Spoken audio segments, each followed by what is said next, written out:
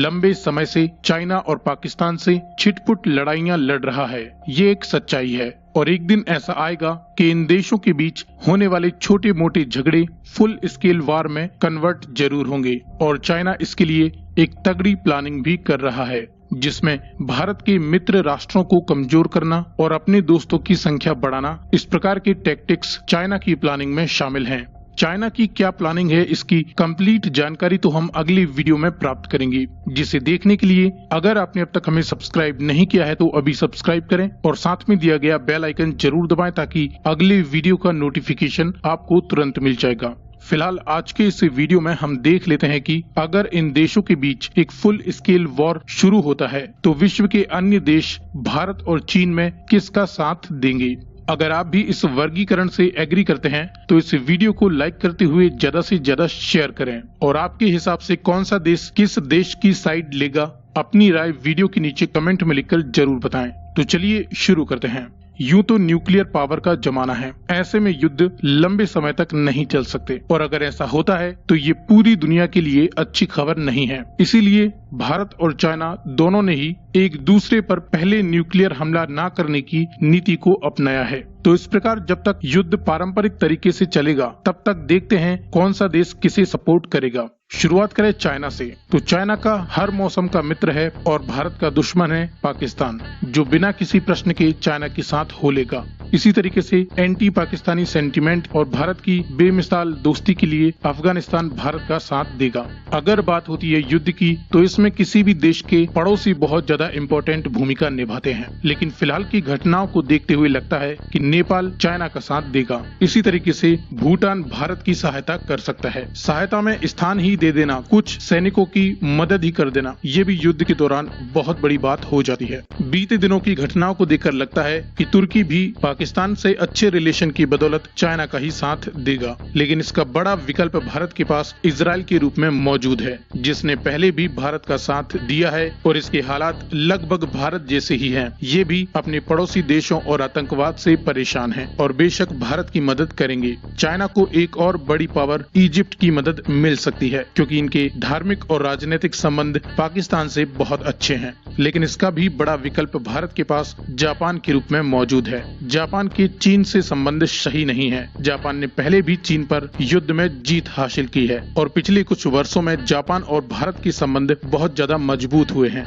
इसके बाद चीन ने जिस प्रकार से पाकिस्तान को अपने साये में लिया है, उसी तरीके से पूरी दुनिया से कटे हुए और विभिन्न प्रकार के घातक हथियारों का परीक्षण करने वाले नॉर्थ कोरिया को भी चीन ने अपनी तरफ मिला लिया है, जो कि चीन के लिए युद्ध में एक बहुत ही बड़ा प्लस पॉइंट साबित हो सकता है। लेकिन जितनी बड़ी ताकत नॉर्थ कोरिया है, उतनी ही बड़ी एक ताकत भारत की तरफ फ्रांस के रूप में मौजूद रहेगी। फ्रांस भी कट्टर इस्लामिक आतंकवाद से परेशान है। फ्रांस ने पहले ही अपने देश में इमामों द्वारा फैलाए जाने वाले अंधविश्वासी ज्ञान की प्रथा को समाप्त कर दिया है और इसके रिलेशन भारत के साथ काफी अच्छे हैं। फ्रांस युद्ध में भारत की मिलिट्री से लेकर नए टेक्नोलॉजिकल हथियारों से काफी मदद कर सकता है और जब युद्ध में नॉर्थ कोरिया शामिल होता है तो इनके विरोधी साउथ कोरिया के भारत से संबंध अच्छे हैं, जो कि एक बहुत बड़ी फौज भी है। इसीलिए साउथ कोरिया भारत को सपोर्ट जरूर करेगा। जैसे जैसे युद्ध बड़े स्केल पर पहुंचेगा, वैसे ही चीन का विरोधी देश और दुनिया का सबसे ज्यादा शक्तिशाली देश अमेरिका भारत की मदद कर सकता है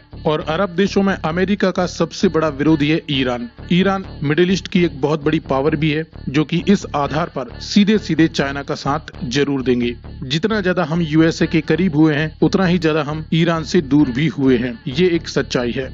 इसके अलावा तुर्की और पाकिस्तान के सपोर्टिव देश हैं सीरिया, लेबनान और कुवैत। ये भी इस युद्ध में तुर्की के बलबूते चाइना का ही साथ देंगे। उसी प्रकार से ईरान के अपोजिट देश हैं United Arab एमिरात, kingdom of Saudi Arabia और जॉर्डन। ये देश भारत की तरफ हो जाएंगे। दोस्तों, ये तो वो देश हैं जो सीधे सीधे चीन और भारत के बीच अगर कोई युद्ध होता है तो उसमें इन दोनों देशों की मदद करेंगे। इसके अलावा कुछ देश हैं जो न्यूट्रल होंगे, यानी युद्ध के शुरुआती दिनों में ये किसी का भी पक्ष नहीं लेंगे, साथ ही इनडायरेक्ट मदद जरूर कर सकते हैं। इसमें सबसे बड़ी शक्ति है रसिया। अब आप सोचेंगे कि रूस हमेशा ही भारत का साथ देता है, तो यहाँ पर एक कंट्रास्ट बनता है अमेरिका और रूस के बीच। रूस के चीन से संबंध अच्छे हैं और साथ ही रूस और अमेरिका के बीच कट्टर दुश्मनी है और भविष्य में अमेरिका के साथ अगर रूस को युद्ध करना है तो चीन उसका सबसे बड़ा पार्टनर होगा, क्योंकि चीन और रूस दोनों ही अमेरिका के दुश्मन माने जाते हैं। अगर अमेरिका भारत की साइड लेता है, जिसके ज्यादा चांसेस हैं, तो रूस इस युद्ध में सीधे सीधे शामिल नहीं होगा। हालांकि वह भारत को इनडायरेक्ट मदद जरूर कर सकता है या मौका पड़ने पर दोनों देशों के बीच हालात बिगड़ने पर समझौता भी करवा सकता है। लेकिन एक बात क्लियर है कि रूस भारत के खिलाफ चीन का साथ नहीं देगा। ओवरऑल अगर रूस ने भारत की साइड ले ली तो इस युद्ध का पलड़ा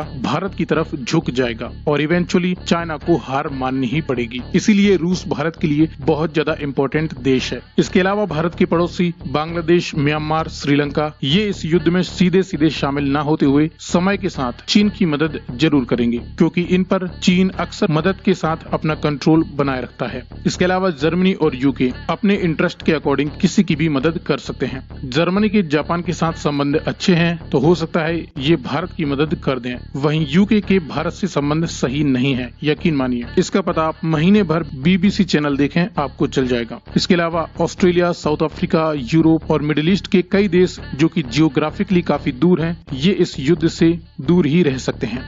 दोस्तों, फिलहाल की विश्व राजनीति को देखते हुए और चाइना और भारत के अन्य देशों के साथ संबंधों के आधार पर अगर इन देशों के बीच निकट भविष्य में युद्ध होता है तो ये वो देश हैं जो एक दूसरे की मदद करेंगे। इसे देखकर भारत का पलड़ा ज्यादा भारी लगता है। रूस, अमेरिका, फ्रांस, जापान जैसे देश अगर भारत की साइड लेते हैं तो चाइनीज गठबंधन ज्यादा समय तक टिक नहीं पाएगा और चीन भी इस बात को अच्छी तरह जानता है। इसीलिए अगली वीडियो में हम बताएंगे कि चीन किस तरीके से भारत के दोस्तों को कमजोर कर रहा है। फिलहाल इस वीडियो में दी गई जानकारी पसंद आए तो इसे लाइक करते हुए ज्यादा से ज्यादा शेयर करें और आपके अकॉर्डिंग किस देश को इस सूची में और शामिल होना चाहिए था, अपनी राय वीडियो के नीचे कमेंट में लिखकर जरूर बताएं। आगे भी इसी प्रकार के इन्फॉर्मेटिव वीडियोस पाते रहने के लिए चैनल को सब्सक्राइब करें।